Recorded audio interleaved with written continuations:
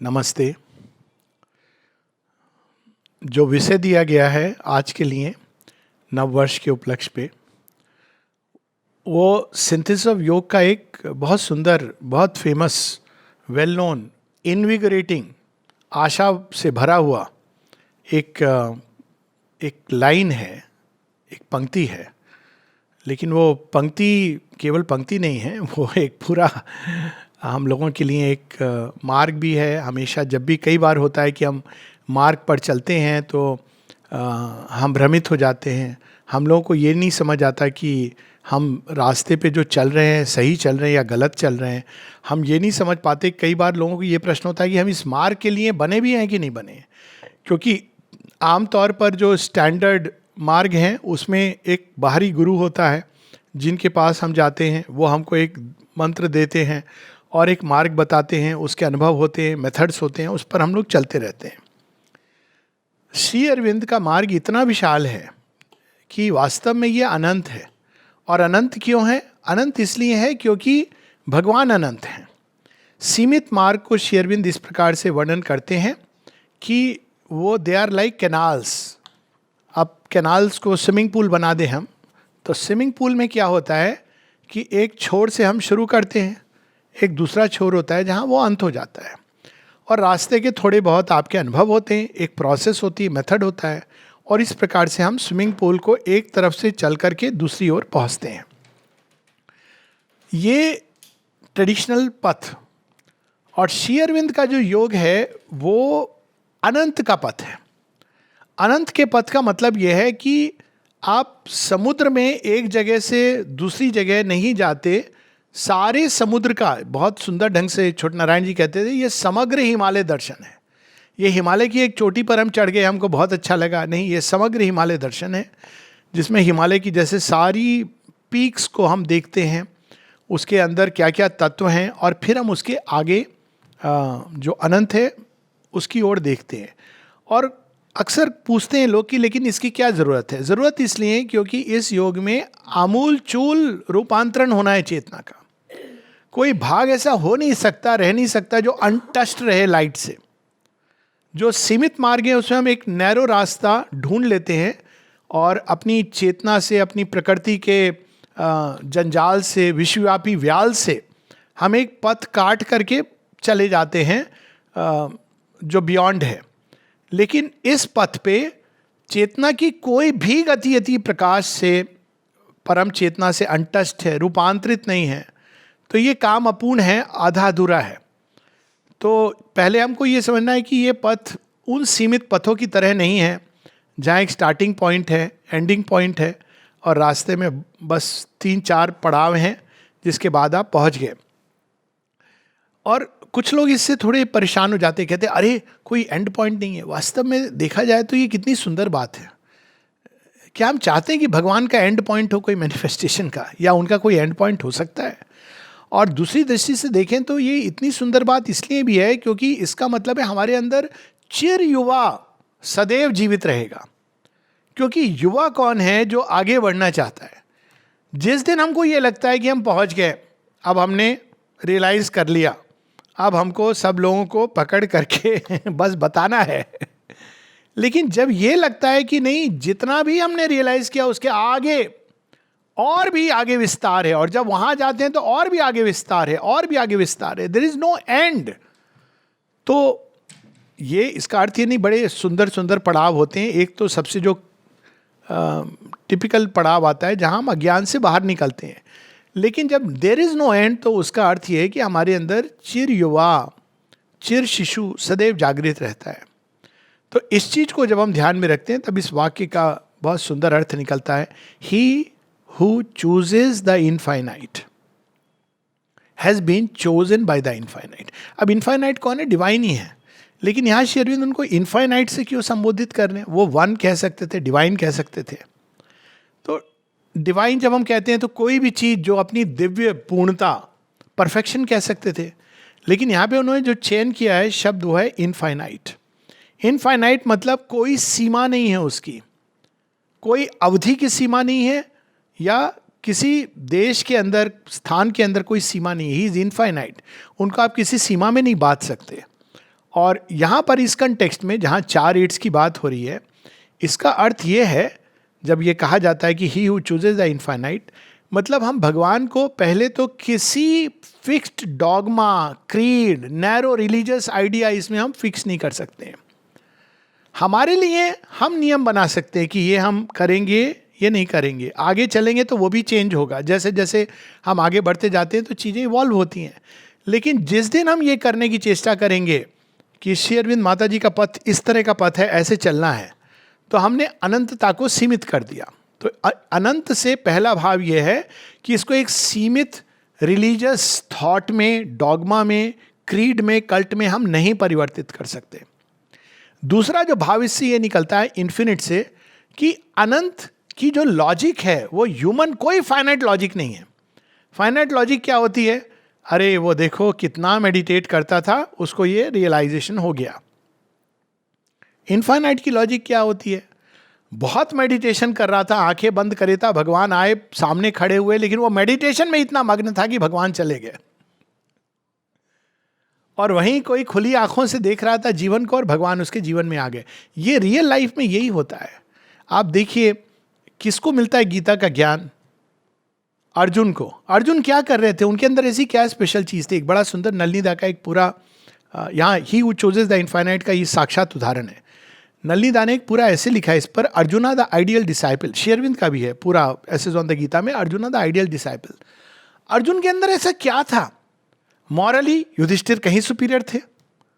अगर हम सामाजिक नियम, तो अर्जुन तोड़े थे उन्होंने. कई उस समय की जो धारणाएं थी या मान्यताएं थी या सोच थी, अर्जुन ने तोड़ा था. और दूसरी तरफ अर्जुन, हालांकि वो एकाग्र चित्त, उसमें there is no comparison of Arjun, लेकिन वो शस्त्र विद्या में एकाग्र चित्त थे. कोई ऐसा नहीं था कि अर्जुन रोज बैठ के घंटों मेडिटेशन करते थे. उन्होंने निद्रा पे विजय पाई थी. लेकिन क्यों? क्योंकि उनको आंखों का अभ्यस्त करना था कि अंधकार में भी देख सकूं, और अगर रात्रि को युद्ध करना पड़े तो मैं बिना थके हुए युद्ध कर सकूं. ये दोनों चीज़ों में उन्होंने सिद्धि प्राप्त की थी. बट अदरवाइज ही वॉज, अगर आप मॉडर्न फ्रेज को यूज करें, he was cool. He was one of the coolest guys in the whole. मतलब अगर हम उनको देखते हैं, नाच भी कर लेंगे, तबला भी बजा लेंगे, संगीत में भी निपुण हैं, और शस्त्र विद्या तो है ही. हर चीज में अर्जुन का एक मल्टी फैसेटेड पर्सनैलिटी है. अब कृष्ण जी किनको चुनते हैं? उनको चुनते हैं. ऐसा लग रहा है कि अर्जुन ने चुना है. अर्जुन ने कैसे चुना है? कृष्ण भगवान उनको चुनाव करने को देते हैं कि तू मेरे, एक तरफ मैं हूं, एक तरफ मेरी सेना है. और दुर्योधन को भी ये चॉइस मिलती है, कर्ण को भी ये चॉइस मिलती है. लेकिन अंत में अर्जुन ही चुनते हैं श्री कृष्ण को. लगता है ऐसा है कि अरे वाह, अर्जुन ने चुनाव किया. लेकिन श्री कृष्ण क्या कहते हैं अर्जुन को? युगे युगे तू भूल गया है, हर जन्म में तुमने और मैंने नर नारायण की तरह इस संसार के आगे बढ़ने के लिए युद्ध किया है. तू भूल गया अर्जुन, लेकिन मुझे याद है. अब देखिए, एक दृष्टि से जब हम नीचे से चीज़ों को देखते हैं तो हमको ये लगता है ये मनुष्य की दृष्टि है, ये मनुष्य, इसने ऐसा किया, इसके साथ ऐसा हुआ. ये ह्यूमन कैलकुलेशन है जो लीनियर, इसको कहते हैं लीनियर लॉजिक. लेकिन भगवान की लॉजिक ये नहीं है. वो इधर वो ये सब कर रहा, अचानक वो कहाँ से पकड़ लेते हैं, कौन बना राम जी का सबसे बढ़िया इंस्ट्रूमेंट अमंग मंकी. अगर हम अपनी मानवीय भाषा में, इतने सारे एक से एक योद्धा रहे होंगे उस समय, लेकिन इंस्ट्रूमेंट कौन बना? हनुमान. तो ये भगवान की जो लॉजिक है इनफाइनाइट की, वो किस दृष्टि से देखते हैं और चुनते हैं. और जब वो चुनते हैं तो सबसे पहले ये उनका ये चुनाव कैसे डिक्लेयर करता है अपने आप को? हम उनको चुनते हैं. और ये चीज भगवान के सभी कर्मों पर लागू होती है. जब हमारे अंदर कोई संकल्प जागता है, एस्पिरेशन जागती है कि हमको ये महत् कार्य करना है, तो वास्तव में उसकी प्रेरणा कहाँ से आई है? भगवान ने वो हमारे अंदर उसको स्टर किया है. और हम सोचते हैं हम कर रहे हैं, हमारे अंदर ये प्रेरणा आई है, पर प्रेरणा देने वाले भगवान है. उसी तरह से भक्ति माता जी डिस्क्राइब करती है, all love comes from the supreme and goes to the supreme. लेकिन कोई मनुष्य ऐसा होता है, बिरला, भाग्यवान, धन्य मनुष्य, जिसके अंदर उनका प्रेम सारी सृष्टि में है. लेकिन कोई होता है जिसका प्याला छलक के वापस वहीं चला जाता है, सोर्स की ओर चला जाता है वो प्रेम. और तब वो कहते हैं देखो कितना बड़ा भक्त है.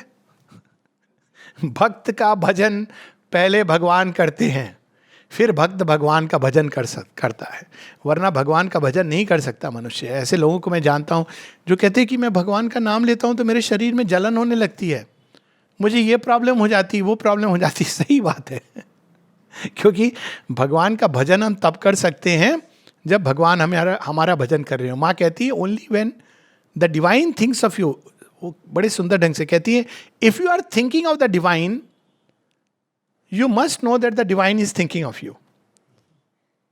तो ये दो तरफ से देखने की, और जब हम इस भाव से देखिए क्या निकलता है, इस भाव से ये निकलता है यदि हमारे अंदर एक क्षण के लिए भी भगवान के प्रति एक अभिप्सा आ गई, चॉइस आ गई, इसका मतलब we are finished, the ego self is finished. क्यों? क्योंकि उन्होंने पहले किया था। माँ यहां तक कहती हैं कि हम जो कहते हैं ना एस्पिरेशन फिर फुलफिलमेंट, किसी ने पूछा माता जी से कि माँ यदि हम इस तरह से हमारे अंदर भाव आए जब हम बीमार हैं कि आई विल बी क्योर्ड, तो इसका क्या अर्थ है? क्या हम ऐसे ले सकते हैं कि डिसीजन ले लिया गया है टू क्योर अस? माँ कहती निस्संदेह। तो फिर ये खेल तमाशा क्यों? तो माँ कहती जिससे कि तुम्हें जॉय आएगा, आपने एस्पायर किया यू एस्पायर्ड, अरे वाह। और जब तुम्हारी एस्पिरेशन प्रत्युत्तर के साथ मिलेगी भगवान के, माँ से पूछा किसी ने एस्पिरेशन की जरूरत क्या है, सब तो भगवान कर रहे हैं, सबई न चावत राम गुसाई। तो ये एस्पिरेशन मजा तो तभी आता है अगर भगवान आगे बिना एस्पिरेशन के सामने खड़े हो गए, तो हम लोग कहेंगे कहिए कौन है आप, परिचय, भगवान हूं। भगवान का मैं क्या करूंगा, कौन सी पॉलिटिकल पार्टी को बिलोंग करते हैं? वो कहेंगे भैया कोई पॉलिटिकल पार्टी नहीं, मैं सब में काम करता हूँ। अच्छा आप हिंदू हैं, मुसलमान हैं, ईसाई हैं? वो कहेंगे मेरा तो कोई धर्म नहीं है। हाँ अब भगवान है, आपका कोई धर्म नहीं है, पथ कौन सा है आपका? भगवान कहेंगे आई हैव नो पाथ। ये माता जी की एक एक्चुअल एक्सपीरियंस है एजेंडा में। माता जी जाती हैं, एक देखती हैं कि अलग अलग कल्ट, ये इनफाइनाइट का कनेक्शन, क्योंकि अब हम लोग जनरली सीमित पथ को चुनते हैं और सीमित लक्ष्य को, that is not choosing the infinite. जब हम कहते हैं मुझे निर्वाण चाहिए, that is not choosing the infinite. जब हम कहते हैं मुझे ये थोड़ा सा एक रिलीजियस वो चाहिए, तो that is not choosing the infinite. तो माता जी देखती हैं कि वो बहुत सारी विंडोज़ हैं जिनके थ्रू वो देखती हैं, हर व्यक्ति उनको बुलाता है see my path, see through my window. माता जी देखती हैं, एक अच्छा दृश्य है, फिर वो कहती हैं this is a limited path. अलग अलग धर्म के कल्ट्स के लोग उनको दिखाते हैं। फिर वो देखती हैं कि एक व्यक्ति बैठा हुआ है एक पर्पल रोब में एक पेड़ के तने के पास में और कुछ खा रहा है। तो माँ उसके पास जाती हैं, कहती व्हाट इज योर पाथ? नहीं, वो कहता है माता जी से प्लीज टेस्ट माई डिश। तो माँ उसको टेस्ट करती हैं, कहती this is very good, tastiest. तो माँ कहती व्हाट इज योर पाथ? वो कहता है आई हैव नो पाथ। कौन सा पथ है जो उनका पथ नहीं है? ये है इन्फिनिट के अंदर भाव।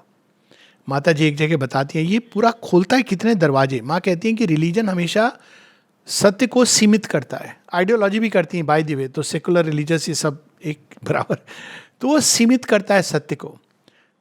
तो कोई ये प्रश्न कर सकता है लेकिन फिर भी कुछ तो ऐसे लोग होते हैं जो किसी भी रिलीजन में वो प्राप्त कर लेते हैं। माँ कहती है हाँ, they would find it despite and regardless of their religion, क्योंकि उनके अंदर अनंत की प्यास है। वो सीमित दृष्टिकोण से, सीमित रिचुअल से, कर्मकांड से नहीं बंधे, उनके अंदर प्यास है। तो वो किसी भी रिलीजन में होते, दे विल फाइंड, क्योंकि उनके अंदर अनंत की प्यास है। तो अनंत की जब बात होती है तो हम भगवान को किसी कंसेप्शन, किसी सीमा में, divine must do this, not do this. माता जी एक जगह बड़े सुंदर ढंग से वॉल्यूम 8 में पहले ही प्रश्न है उनसे, क्योंकि इसी में आगे चल के आता है conception of the divine. Shri Aurobindo कहते हैं if you want to take the integral yoga you must have the integral conception of the divine. तो माँ से कहती हैं क्या है इंटीग्रल कंसेप्शन डिवाइन का? तो माँ कहती हैं कि हम जब स्टार्ट करते हैं डिवाइन की ओर तो हम एक अपने मन में एक धारणा बनाते हैं डिवाइन की। कॉमनेस धारणा क्या होती है? कई बार ये प्रश्न आता है, आज भी किसी का प्रश्न आया, कहते हैं कि मेरा तो आध्यात्मिक जीवन की तरफ रुझान है, लेकिन मेरे माता पिता चाहते हैं कि मैं डॉक्टर बनूं, इंजीनियर बनूं, या जो भी बनूं, या कुछ ना बनूं, मतलब एक संसार में। तो ये जो एंटेगोनिज्म है ना, कि वो आध्यात्मिक जीवन है कहीं और है और ये मेटीरियल वर्ल्ड है। आध्यात्मिक जीवन एक दृष्टि है, एक नवीन सृष्टि है, जिन चीजों में रहते हैं उन चीजों में। जब महाभारत का युद्ध, कुरुक्षेत्र आध्यात्मिक जीवन की पराकाष्ठा हो सकता है, तो कौन सी चीज आध्यात्मिक नहीं हो सकती है। तो माता जी बताती है हमारा कंसेप्शन होता है, for instance violence is evil, non violence is divine. अब कृष्ण जी ने तो अपसेट कर दिया। हमारे कंसेप्शंस होते हैं, मॉरल कंसेप्शंस होते हैं, सोशल कंसेप्शंस होते हैं, रिलीजियस कंसेप्शंस होते हैं। माइंड यू, जब ये कहा जाता है तो वो ये नहीं कह रहे हैं कि बिकम इमोरल, ये नहीं कह रहे हैं कि बिकम ए सोशल, लेकिन इन कंसेप्शंस के द्वारा हम बांध देते हैं। तभी हमको राम जी का एक्शन नहीं समझ आता कि राम जी भगवान है, कैसे भगवान है, पेड़ के पीछे छिप करके बाली को मार रहे हैं। इसीलिए भगवान है, क्योंकि उनको इसकी फिक्र नहीं है कि पोस्टेरिटी मुझे क्या कहेगी। उनको ये फिक्र है कि बाली नहीं मरा तो विकास का की धारा रुक जाएगी। सुग्रीव को प्रमोट करना है, बिकॉज सुग्रीव के अंदर विकास के बीज हैं। वो बेचारा थोड़ा सा उसके अंदर हल्का नरम हल्का गरम मुझे चाहिए, लेकिन पता नहीं, बाली तो मैं तो might is right, I am the superior app, finished. तो बाली हैज टू गो। इसमें पेड़ के पीछे से मारा, सामने मारा, ये इररिलेवेंट हो जाता है। डिवाइन का एक्शन ऐसे काम करता है। कृष्ण जी को भी ऐसे ही कहते हैं, ये क्या द्रोण को मरवा दिया आपने, भीष्म को, कर्ण को, सबको तो आपने, यू किल देम ऑल। वो बेचारा अर्जुन तो केवल एक आपका काम कर रहा था, कैसे भगवान हो? क्यों? क्योंकि हमने भगवान को मॉरल कंसेप्शन में बांध दिया। माता जी यहाँ तक कहती हैं कि कुछ लोगों का, जो वॉल्यूम 3 में शुरू में जब हम डिवाइन बीइंग की बारे में सोचते हैं तो क्या समझते हैं, एक रंग का कपड़ा होगा। अब मैं कपड़े का रंग का नाम नहीं ले रहा हूं। दाढ़ी भी होनी चाहिए, क्लीन शेवन तो हो नहीं सकता। वो क्लीन शेवन मतलब आपके पास टाइम है सजने संवारने का। बेल मुड़ा ले तो और भी अच्छा है, क्योंकि मुंडक उपनिषद है। अंग्रेजी तो ना बोले, संस्कृत में बोले, तम किम नामा मस्ती, और श्लोक कंठस्थ हो, ये डिविनिटी के लक्षण है। अगर वो हाय करेगा तो कैसे डिवाइन हो सकता है? जीन्स पहन के तो हो नहीं सकता है, निषेध है। हम कैसे बांध सकते हैं डिवाइन को? माता जी कहती है, एक व्यक्ति एक जगह जाता है, कितने बार लोग पास अवे हो जाते हैं, डिविनिटी को नहीं समझ पाते हैं। बताती है एक एग्जाम्पल, एक व्यक्ति जाता है एक गुरु के पास और वो देखता है वो नॉर्मल कपड़े पहन के नॉर्मल बातें कर रहा है, तो कहते हैं how can he B divine. चला जाता है वहाँ से, और माँ कहती ही मिस्ड चांस। और इसकी कितनी कहानियाँ हमारी इसमें। राजा जनक, कौन जाते हैं राजा जनक के दरबार में? एक है, एक स्टोरी के अनुसार नारद मुनि, एक के अनुसार सुखदेव, डजंट मैटर कौन जाते हैं। वो जाते हैं क्योंकि उनको अल्टीमेट ज्ञान चाहिए जो जनक ही दे सकते हैं। तो जनक के पास जाते हैं, देखते हैं एक पाँव के ऊपर कोई तेल मालिश कर रहा है, कोई चंदन लगा रहा है, लेप, सुगंधित वातावरण है, ये राज सब कर रहे हैं। तो कहते हैं इनके पास कुछ गलती होगी, एड्रेस सही है कि नहीं? जनक कहते हैं नारद आज विश्राम करो, कल बातें करेंगे। कल उनको शहर देखने भेज देते हैं। देन ही रियलाइजेस, राजा अशुपति, जिनकी हम बात है पूरा इसमें, अशुपति के राजा के साथ भी ऐसी होता है। ये आरुणि, उद्दालक इत्यादि 6 ऋषि होते हैं और उनको अल्टीमेट ज्ञान चाहिए। तो अल्टीमेट ज्ञान जो वर्ल्ड का भी डिवाइन का मैनिफेस्टेशन जान सके। तो कहते हैं ये तो केवल एक क्षत्रिय राजा को मिलता है, जो क्षत्रिय होकर के संसार में जी करके प्राप्त करता है उसको ही मिल सकता है। तो कहते हैं राजा अशुपति के बारे में हमने सुना है। तो वो एक गुरु से दूसरे गुरु होते हुए फाइनली वो लोग पहुंचते हैं राजा अशुपति के द्वार में। वहाँ एक यज्ञ हो रहा है, वैभव है। तो राजा अशुपति कहते हैं, महाराज अशुपति, योगी अशुपति कहते हैं आप आज रात को विश्राम करो, कल हम लोग डिस्कस करेंगे इसके बारे में। तो अगले दिन सभा होती है। तो उनका तरीका देखो, एक से पूछते हैं हाँ बताइए आपकी क्या शंका है। कहते हैं मेरे हिसाब से तो ये, अब ये जो डायलॉग्स हैं ये मेरे अपने हैं। मटेरियलिज्म ही भगवान है। अच्छा क्यों आप कहते? वो ये नहीं कहते अरे तुम मटेरियलिस्ट। कहते हैं अच्छा क्यों आप ऐसा कहते हैं? कहते हैं ऐसे ऐसे करके अल्टीमेट बोसोन पार्टिकल खोज लिया है। कहते हैं अच्छा उसके पार क्या है? उसके पार तो अभी खोजा नहीं है। अच्छा खोज लोगे तुम लास्ट अगर स्मॉलेस्ट पार्ट, उसके पार क्या होगा? अंत में वो उसके ज्ञान को एक्सटेंड करते हैं उस जगह पर जहां वो लीप लेती है कॉन्शियसनेस और रियलाइज करती है अरे डिवाइन तो यहाँ छिपा हुआ है। माता जी की एक प्ले है, उसमें ये भाव है, और वो प्ले है द ग्रेट सीक्रेट। तो उस प्ले में बड़ा इंटरेस्टिंग प्ले है, यहाँ पे आश्रम में किया भी गया था, कि एक मतलब बड़ा जहाज कैप्साइज हो जाता है और 6 लोग हैं जो एक नाव में बच जाते हैं। तो अब उनको पता है इस नाव का अंत समुद्र में डूबना है। तो उसमें एक व्यक्ति अज्ञात, अननोन, और बाकी सब बड़े बड़े, एक साइंटिस्ट। तो कहते हैं कि अब तो नाव डूबने ही वाली, चलो हम आपस में बातें करेंगे, क्या तुमने जीवन में सीखा। तो साइंटिस्ट बताता है मैंने ये सीखा वो सीखा, लेकिन अंत में वो कहता है लेकिन ये मिस्ट्री रह गई, ये नहीं सीखा मैंने।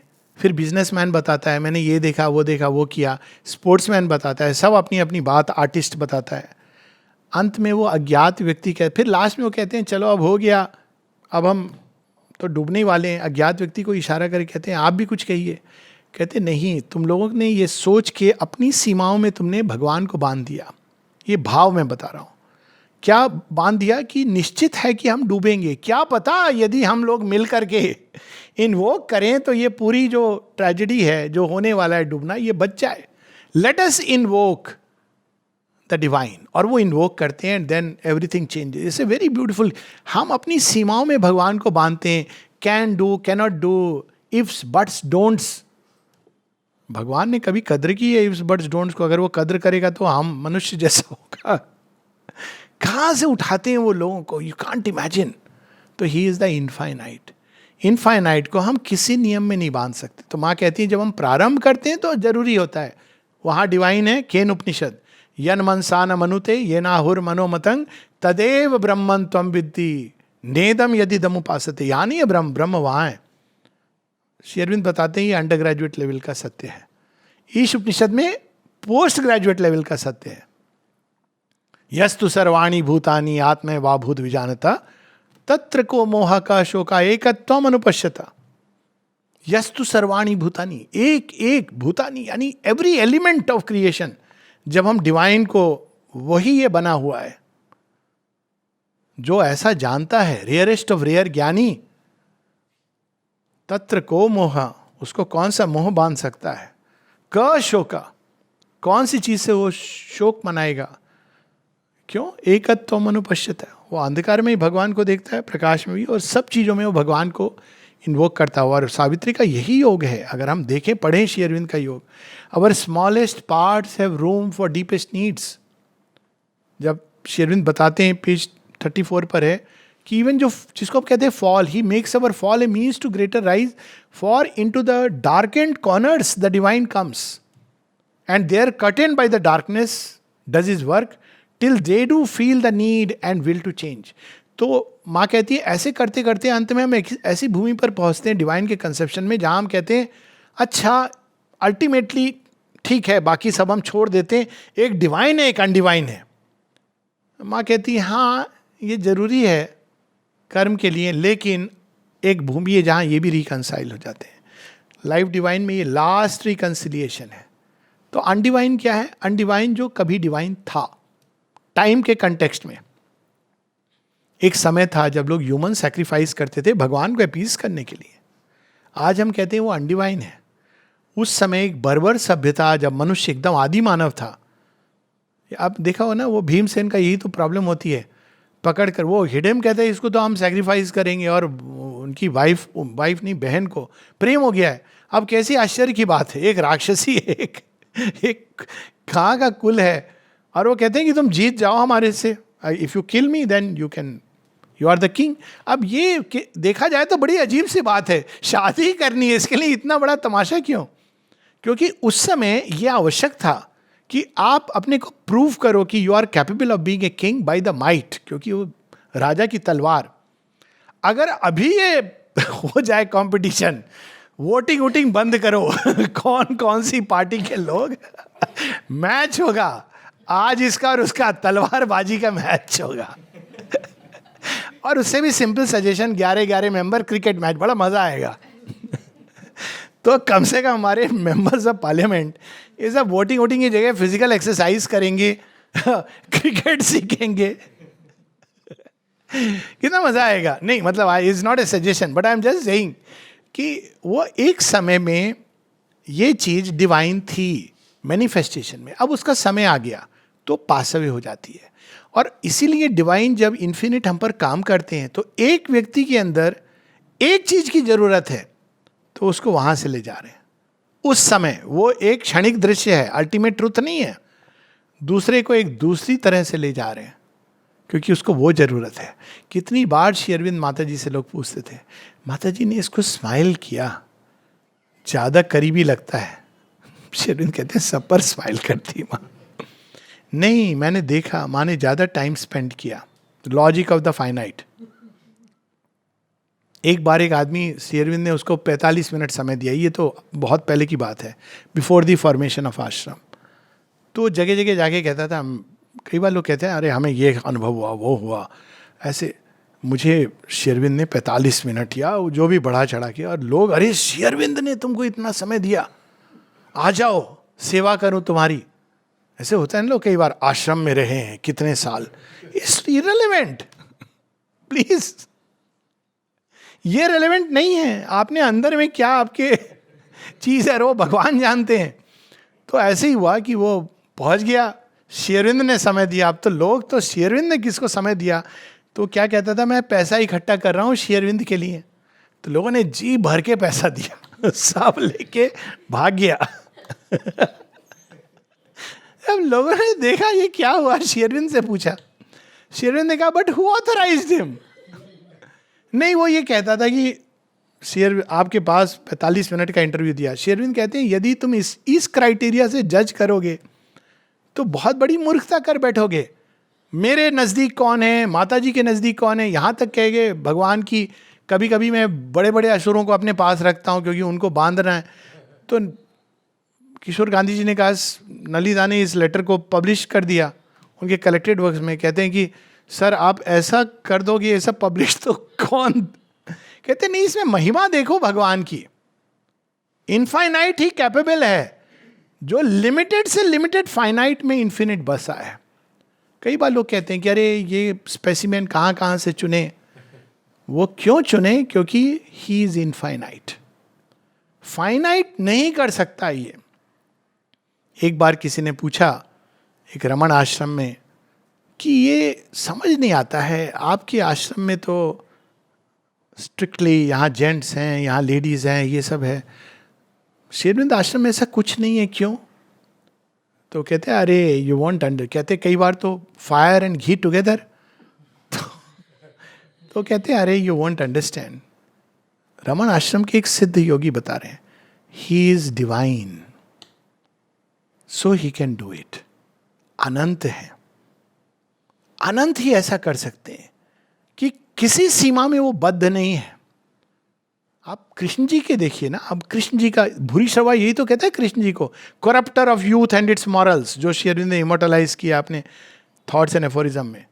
अब कृष्ण जी ने क्या कहा अर्जुन को, देखो सुभद्रा मेरी बहन है, शादी करने वाले माँ बाप, लेकिन वो प्यार तुमको करती है, तुम भी उसको प्यार करते हो, just go and run away with her. अब आज के भी स्टैंडर्ड से, तब के स्टैंडर्ड तो छोड़ दीजिए, how do you understand this. But Krishna new कि सुभद्रा के ही लीनिएज में अंत में वह बीज आने वाला है जो पूरी भारत भूमि को आर्यवर्त बना करके पोषित करेगा। क्यों, वो बीज क्या था, सुभद्रा कमिंग फ्रॉम यदुवंश। वो ये सब नहीं देख रहे थे बाहर की चीजें। यदुकुल, हस्तिनापुर और एक और थे, ये तीन बहुत बड़े साम्राज्य थे। उसमें एक तो जरासंध का तो उन्होंने विनाश कर दिया था, और बचा कौन था, यदुकुल और हस्तिनापुर। ये दोनों आपस में नहीं लड़ते थे क्योंकि एक तरफ कृष्ण बलराम थे, नारायणी सेना थी, और दूसरी तरफ ये सब थे भीष्म, द्रोण इत्यादि। तो उन्होंने क्या किया, इन दो कुलों को कैसे मिलाया, और उनके गर्भ से कौन आता है, अभिमन्यु। अभिमन्यु कहाँ विवाह करता है, फार ईस्ट, ओडिशा, मेरी रिसर्च के अनुसार। विराट प्रदेश, उत्तरा।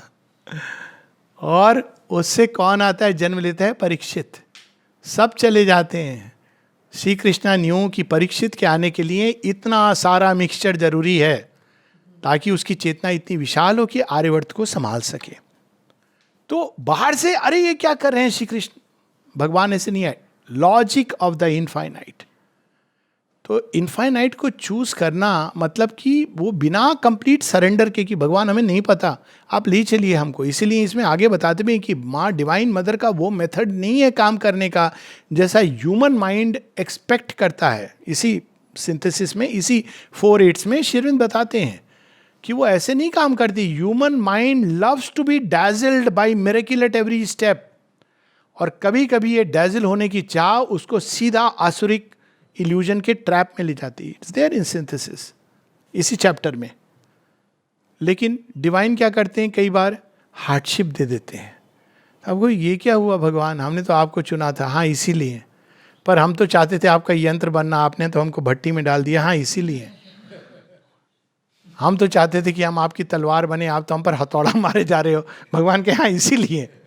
इसीलिए क्या, अरे तुझे वो बनना है ना, अपना मटेरियल देखा है, रॉ मटेरियल, पहले जलाऊंगा, तपाऊंगा, पकाऊंगा, हथौड़ा मारूंगा, तब एक दिन तलवार उठाऊंगा। अब ह्यूमन माइंड तो ये नहीं समझता है ना। अब हम भगवान के पास आ गए, कोरोना से परमानेंटली सुरक्षित है। आपके अंदर भय तो कोई सुरक्षा नहीं है। भगवान आपके भय को बाहर निकालेंगे। जितना भयभीत होगे उतना कोरोना और आएगा डराने के लिए। खासकर जब आपने भगवान को चुना, कृष्ण को चुनने के बाद आप कह रहे हो मेरा क्या होगा Kanhaiya. So he who chooses the infinite, बहुत बड़ी बात है। सब मापदंडों के परे, सब पूर्व धारणाओं के परे, सब ह्यूमन कंसेप्शंस के परे जो हैं वह इनफाइनाइट है। उनको हम ना विचार की किसी धारा में बांध सकते हैं, ना कर्म की किसी धारा में। फिर माँ कहती है हाँ जब तुम कर्म करते हो तो तुमको चूज करना पड़ता है, तो उस सेंस में आपको चुनाव करना है। लेकिन वो भी चुनाव ऐसा नहीं होगा कि सब लोग एक जैसी चीज चुनेंगे, कल से सब वेजिटेरियन बन जाएंगे तो भगवान क्यों नहीं। किसी को भगवान ये कह सकते हैं कि break your conceptions and eat meat. Sound very strange ना, माँ ने यही मैसेज दिया था वर्ल्ड वेजिटेरियन कांग्रेस को। क्यों, क्योंकि वो एक नैरो। दूसरा व्यक्ति I want meat, lobster, eat your desires, सहानादी को। ये कैसे भगवान का। एक बात बोलिए ना, यही अर्जुन बार बार कहते कृष्ण से, एक बात बोलिए। आप एक और कह रहे हैं कि वो बुद्धि योग से युक्त होके जिसने खींच लिया अपने आप को कछुए की तरह प्रत्याहार कर रहा है, वो बहुत बड़ा योगी है। फिर आप कह रहे हैं कि धनुष उठा संधान कर उसको मारा। आप कहना क्या चाह रहे हैं, एक चीज बताइए। तब वो बताते हैं। ये सारे जो अपोजिशन से रिकंसाइल होते हैं किन में, इनफाइनाइट में। और जब इन्फिनिट की लॉजिक कैसे समझ आती है, by receiving the touch of the infinite, there is no other way. और उस टच को धारण करना आसान नहीं होता है। हमारी सारी पूर्व धारणाओं में अगर हम जकड़े हुए हैं तो वो टूटेंगी। नहीं टूट रही तो या तो हमारे अंदर बहुत रेजिस्टेंस है या इनफाइनाइट का एक्शन शुरू नहीं हुआ है। तो इसी के साथ सावित्री की कुछ पंक्तियां हम लोग पढ़ेंगे। सावित्री रीडर्स फाउंडेशन का विषय है ही who chooses the infinite has been chosen by the infinite. और ये सरल नहीं है, क्योंकि पहले हम लोग एक line vision and the boon से, उसके बाद हम लोग जब अशुपति कहते हैं जगन माता मुझे वो शक्ति चाहिए जिससे मनुष्य चेंज हो जाए, धरती चेंज हो जाए, तो कहती हैं मनुष्य तो बहुत सीमाओं में, वो तो तुम उनको ये सब नहीं चाहिए सुप्रामेंटल वगैरह। मनुष्य तो अभी रोटी कपड़ा मकान वाली आइडियोलॉजी को वोट करता है। वो तो केवल ये कहता है भगवान मुझे रोजगार देंगे, वो तो अभी बहुत दूर है इससे। तो यहाँ वो पंक्तियां हैं पेज 335। और रोजगार भी भगवान देंगे, लेकिन उसको कौन सा रोजगार चाहिए, जो मुझे चाहिए, पसंद है। तो सबसे बड़ी समस्या ये है। वो उसको बोलो जूता काटने का काम भगवान ने रखा है तुम्हारे, हाँ जूता गांठ के संत रविदास बन गए। It is better to be a good shoemaker than an incompetent king. क्यों? क्योंकि वो हमें लेसन दे रहे हैं कि कोई काम बड़ा छोटा नहीं होता है। पर हमें नहीं, हमको तो यही चाहिए पर्टिकुलर। अब page 335, awake my fire and sweetness are the cause of life, but too immense my danger and my joy. जो डेंजर से डरता है वो डिलाइट का भी अधिकारी नहीं है. But to immense my danger and my joy awake not the immeasurable descent. Immeasurable अनंत का. Super mind is infinite.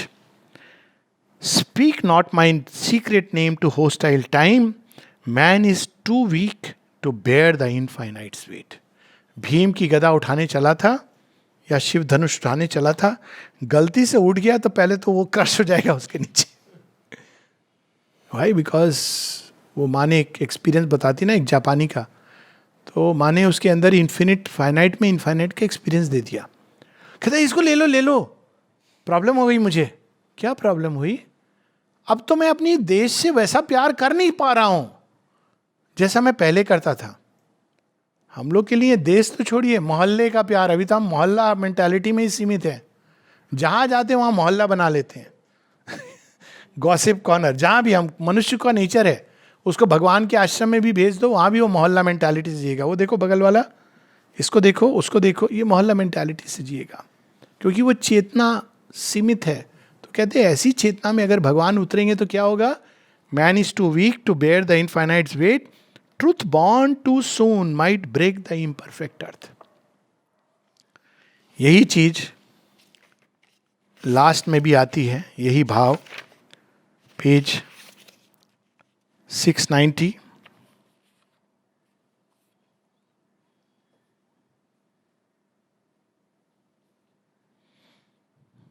Page 690, 690. Savitri, अब सावित्री इनफाइनाइट से कह रही है कुछ बदला जाए धरती की सूरत को. आप कम से कम उन लोगों को, तो जिनको कॉल इसमें ना चोजन बाय द इनफाइनाइट, तो इसमें एक प्रश्न उठता है, क्या कुछ लोगों को भगवान ने चुना है? वेल, एक दृष्टि से हाँ, क्योंकि कुछ तैयार हैं, रेडीनेस है. उसमें भी कितने इवोल्यूशनरी वॉश आउट होंगे एक लाइफ में, वी डोंट नो. एक बार चोजन तो स्पिरिचुअल डेस्टिनी ऑलवेज स्टैंड्स. यही वो बताते हैं कि he has received the divine touch without which there is no awakening. उसका रिजल्ट क्या होता है? भगवान ने हमको चुना है कि हमारे अंदर वो अवेकनिंग, प्यास जागती है. No opening of the spirit, but once it is received attainment is sure, whether conquered swiftly in the course of one human life or pursued patiently through many stadia in the cycle of existence in the manifested universe. माँ के story में कितनी, चारुचंद्र दत्त की कई बार मैंने बताई है कि कैसे शेरविंद कहते हैं हाँ, we have fought together the battle of the ages. कितने, कोई ग्रीस में शेरविंद के साथ था, कोई जब माँ जॉन ऑफ आर्क थी तब वो माता जी के साथ था. अलग अलग देश काल में शेरविंद से किसी ने पूछा कि हम यहाँ क्यों आए, हमारे मन में ये भक्ति क्यों आई? तो माँ श्री अरविंद कहते हैं 4 रीजन बताते हैं. उसमें एक है connection is past lifes, physical connection. तो वो माता थे, पिता थे, कुछ थे. Bhakti in previous life bearing fruits now. तो ये सारी चीजें, लेकिन वो निश्चित है. पर कॉल सबके अंदर है, पर कुछ उस रेडीनेस में पहुंच गए, सीजन आ गया उनका अब. लेकिन अभी बाकी शिशिर ऋतु में अभी न्यू ईयर उनका आया नहीं, अलग अलग टाइम पे न्यू ईयर. अभी ऑटम चल रहा है, प्रोलॉन्ग्ड ऑटम. वैदिक ऋषि बताते हैं 9 महीने आर्कटिक पोल पे ऐसी, तभी तो शुरू हुआ था ना 25 दिसंबर का program. Not because of Christianity और क्राइस्ट का जन्म से कोई लेना देना नहीं है. वो 22 दिसंबर उत्तरायण तो शुरू हुआ था. वो बेचारे 2-4 महीने, ठंड तो खैर तब भी होती, लेकिन अंधेरे ही अंधेरा, सूरज निकलता था, उत्सव होता था. सैंटा क्लॉज की तरह वो रेनडियर लेकर के वो बर्फ के ऊपर. कहाँ की कहानी है? नॉर्थ पोल की कहानी है. इंडिया में अगर कोई ऐसे निकल जाएगा, रेनडियर तो मिलेगा नहीं आपको, सुबह मिलेगा. तो कुछ लोग जो अंधकार में हैं, उनको अंधकार प्रिय है. माता जी कहती है उनको डिस्टर्ब मत करो. They are very happy with their human limits and let them remain. किनके लिए? लेकिन जिन लोगों को जीवन में सब कुछ है, फिर भी उनको ये पता चल रहा है कि ये सीमाएं हैं, मुझे जीवन में सब कुछ मिल जाए तो भी, ये दुनिया अगर मिल भी जाए तो क्या है, सब मिल जाए. सावित्री में ऐसे आता है ना, all is too little that the world can give. कल्पना, इसके लिए बहुत कुछ नहीं चाहिए, just a little thought. Okay मिल गया सब कुछ, आप बहुत बड़े कोई क्या बन गया पता नहीं मुझे, पर आपका बैंक बैलेंस हो गया, क्या आप करेंगे क्या? अल्टीमेटली आपका जो संतान होगी उसको नष्ट करेगी। आप, मेरे पास पैसा है, पैसा जमा कर रहा हूँ, क्या हो रहे हैं आप? जमाखोर हो रहे हैं। बाद में सांप बन के आप वहाँ पर कुंडली मारेंगे। अबे जन्म रहते जब आपके पास, कई लोग ऐसे माता पिता होते हैं ना कि जब मरने के टाइम पर विल, और बेचारे बच्चे ना वो प्रे कर रहे होते कब इनकी डेथ हो कि हमको धन मिले। ये क्या जीवन है? देयर प्लेंटी ऑफ पेरेंट्स, नहीं वो हमें देखेंगे नहीं, देखभाल नहीं करेंगे। अरे आपने परवरिश ऐसी की है क्या कि आपको अपने बच्चों पर भरोसा नहीं है? इट मीन्स कि आपके परवरिश में कोई बहुत बड़ा खोट था, कि आपको विश्वास नहीं है अपने बच्चों पर। और अगर विश्वास नहीं है तो better you lead your own life. अगर आपको उन पर इतना विश्वास नहीं है कि वो आपको देखभाल कर सकते हैं, तो ये तो रिफ्लेक्ट कर रहा है आपके ऊपर। तो इस तरह के भी जीवन होते हैं, लेकिन खुश हैं लोग उसमें, खुश रहें। तो किसी खुशी डिस्टर्ब मत करो, मत बोलो श्री अरविंद है, माता जी हैं, सुप्रामेंटल है। माता जी इसके बारे में सचेत करती हैं, कहती है डोंट डिस्टर्ब देम, वो तैयार नहीं है इसके लिए। जो अपने आप स्वेच्छा से जिनके अंदर ये भाव आए। तो यहां वो पंक्तियां हैं, my will my call is there in man and things, सबके अंदर है। ऐसा नहीं कि इनफाइनाइट, हर फाइनाइट के अंदर इन्फिनिट है, यही तो है ना। पूर्ण मिदंग पूर्ण मदंग पूर्णात पूर्ण मदच्यते, हर फाइनाइट के अंदर इनफाइनाइट है। लेकिन समस्या है कि एक और इनफाइनाइट भी है, the dark infinite, the shadow, वो भी पीछे खड़ा है। But the inconscient lies at the world's grey back and draws to its breast of night and death and sleep, imprisoned in its dark and dumb abyss, a little consciousness it lets escape। पूरे जीवन का लेखा जोखा देख लीजिए, चित्रगुप्त के पास जाने की जरूरत नहीं है। क्या हमने अचीव किया? कुछ टुकड़े जो आपने छोड़ दिए बैंक में, क्या अचीव किया रियली अंत में? इसीलिए लोग फ्रस्ट्रेट होके कहते हैं कि क्या बुढ़ापा, उसके बाद लड़कपन खेल में खोया, जवानी नींद भर सोया, बुढ़ापा देख के रोया। क्यों कहते हैं ऐसे? क्योंकि रियली किया होगा ऐसा, पर ऐसा होना नहीं चाहिए ना। It's a wrong song. मतलब ऐसा नहीं होना चाहिए कि बुढ़ापा देख के रोया, वहां पैदल ही जाना है, सजन रे झूठ मत बोलो। पहले तो तुम ये देखो ना कि आपने किया क्यों। लड़कपन वेस्ट किया, क्या वेस्ट किया आपने? चलो हम डिग्री हासिल करते हैं। जवानी क्यों वेस्ट करी आपने? चल एंजॉय करते हैं, have fun, let's have fun. और आपने फिर नेचुरली जब बुढ़ापा आता है आप कहते हैं अरे भगवान, डॉक्टर का बिल, यही सब होता है ना बुढ़ापा, और क्या है। तो यहाँ पर वो बताते हैं a little consciousness it let's escape, पूरे जीवन। लेकिन आप देखिए, मनुष्य की मानना पड़ेगा, जितने पेरेंट्स पूरे जीवन मूर्खता करते रहे, सॉरी टू से दिस, मतलब मैं उनकी नहीं बात कर रहा हूँ जो प्रबुद्ध हैं, और अंत में वो जानते हैं कि हमने कुछ नहीं देखा, उनके their life is a failure there. लेकिन बच्चों को जब एडवाइस करते हैं तो ऐसा लगता है कि जैसे wise sages, you must do this, ऐसे करना चाहिए, हमने दुनिया देखी है। सबसे ज्यादा मैरिज के मामले में, शादी करो तो पूछना पड़ता है आप खुश हैं, आपकी शादी बहुत परफेक्ट थी। नहीं नहीं, वो बात थोड़ी है। आप क्यों बच्चे को ढकेल रहे हो उस तरफ जहां आप खुद गिर चुके हो और आप देख चुके हो कि इसका अंत क्या है।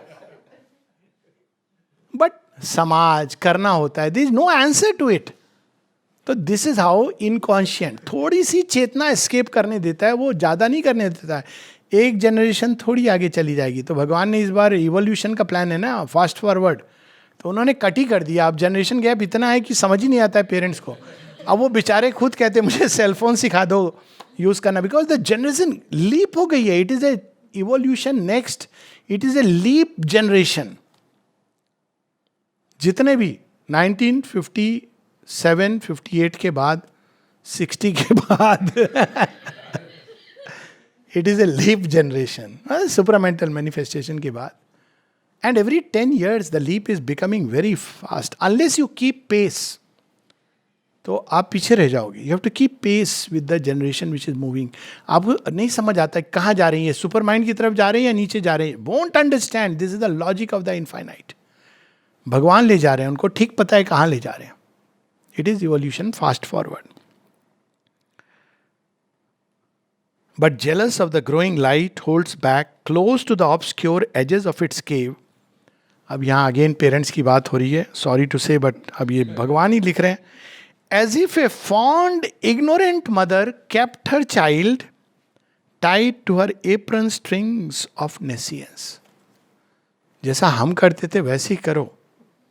हमारे माता पिता ऐसा करते थे.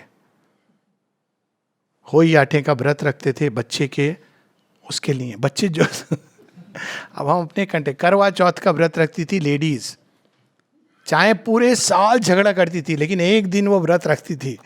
क्यों? क्योंकि हस्बैंड की उम्र लंबी नहीं होगी. अब वो तब क्यों रखती थी? देखो, अब लेडीज डिपेंड करती थी पुरुषों पर for economic necessities, for social status. तो करवा चौथ का व्रत.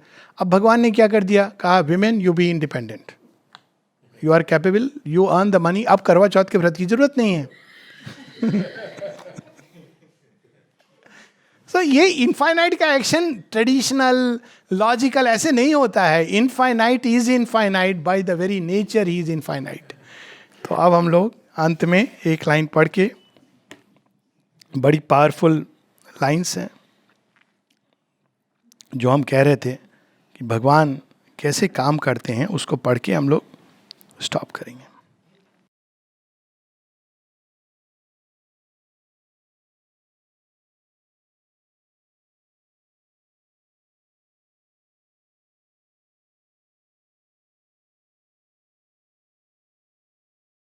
भगवान कैसे काम करते हैं, इनफाइनाइट कैसे काम करते हैं. What is his method and his system? Synthesis of yoga, page 61. I just read it, समय की सीमा है. He has no method and every method.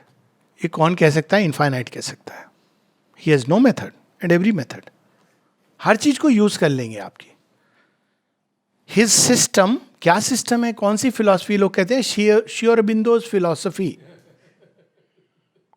Please, philosophy नहीं है वो. इतनी विशाल है कि कोई फिलॉसफर उसको, उसमें सब फिलॉसफी का समावेश है, और कुछ ऐसा है जो किसी फिलॉसफी में नहीं है.